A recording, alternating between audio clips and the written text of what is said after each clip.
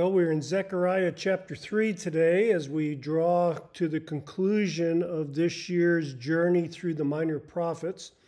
It's been really a joy. I love the major and minor prophets. The minor prophets are so often so neglected because the Old Testament is often so neglected. People don't teach from the Old Testament very often. And also the prophetic word is often neglected in churches today. Pastors will often steer away from it because they feel like it's too divisive or too confusing. I believe it's actually because it creates a lot of work. You have to study, I think, pretty hard to understand the prophets, so it's easy to avoid if you're a busy pastor.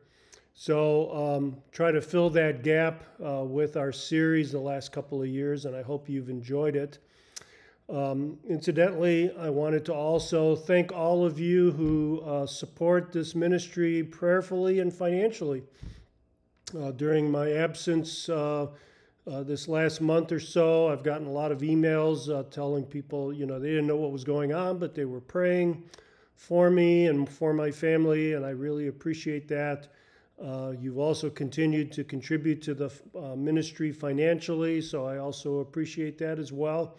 Helps me to defray some of my expenses as well as, accumulate money for not only resources that help me study more carefully, but also free me up to be able to minister in small churches that perhaps couldn't afford it otherwise. And if you'd like me to come, if you'd like me to speak sometime, you might suggest it to your pastor. Be happy to come. Don't have to pay me. Be happy to just come and share God's word with you. So let's keep that in mind. Back to Zechariah, the main reason we're here. Zechariah chapter 3, another vision, a vision of Joshua the high priest. He's both he's a symbol. Tells us very clearly that this is a symbol. This is a fourth vision that we see in Zechariah. And again, these are visionary depictions of God's ministry to Israel, his prophetic plans for them, what he's going to do. And we divide this chapter into two pieces, really. Verses 1 through 7 is the vision, and verses 8 through 10 is this branch. So we see the Joshua and the branch. And then he says in verse 1 that the Lord is showing Joshua, the prophet, the high priest, and Satan, which literally means adversary or accuser, is standing right by Joshua the high priest, bringing accusations against him.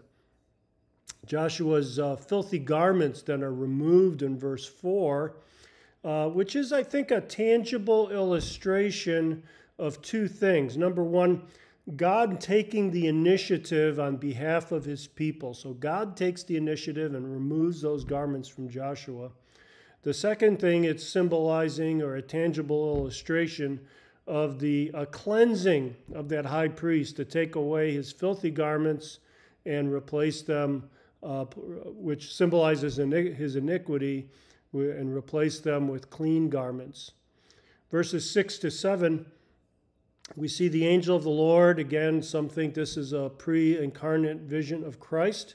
The angel of the Lord admonishes Joshua, saying, "If you will walk in my ways, and if you will perform my service, then you will also govern my house, and also have charge of my courts, and I will grant you free access among those who are standing here." So what's he saying here?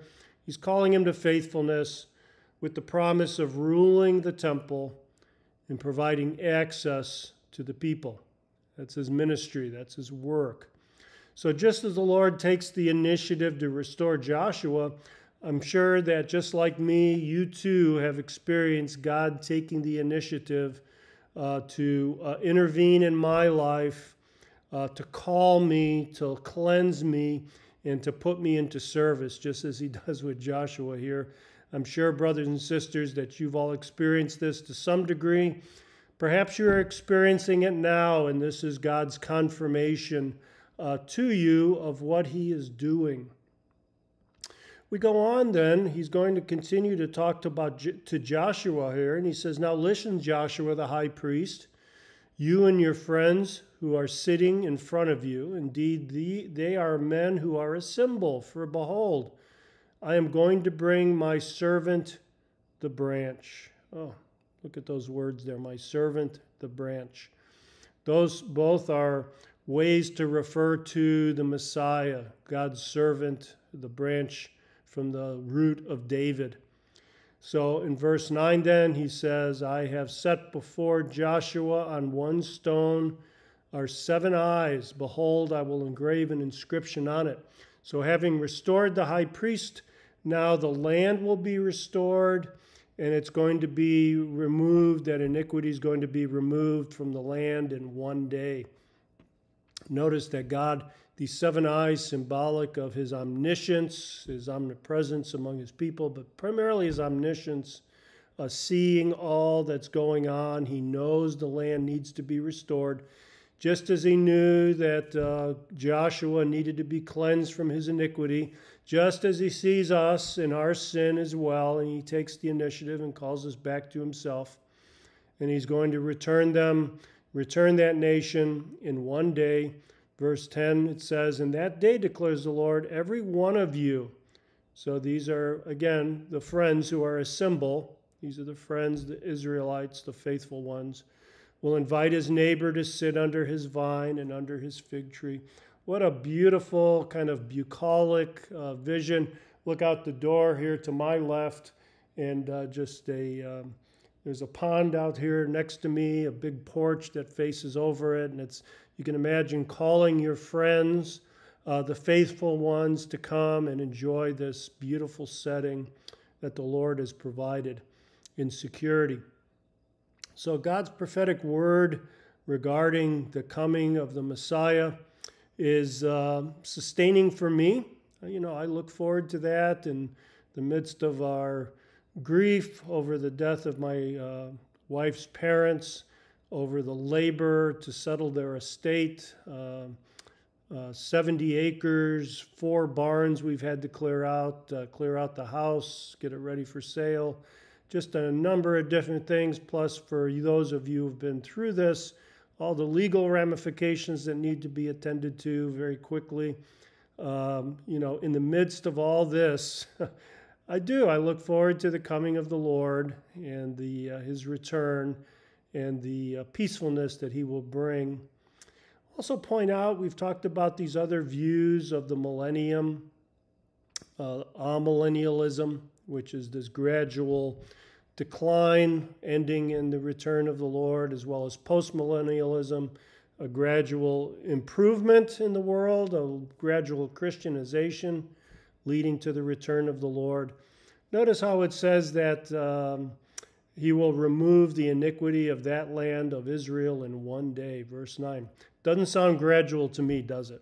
Sounds like an immediate restoration of his people, which I think will happen at the end of the tribulation that's depicted in Revelation 6 through 19.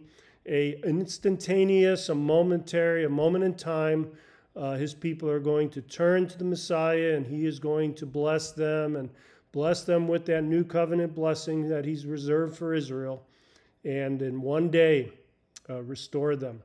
So look forward to that for Israel's restoration, but also how God works in you today and works in me today to keep us close to him and keep us aware of his presence in our lives.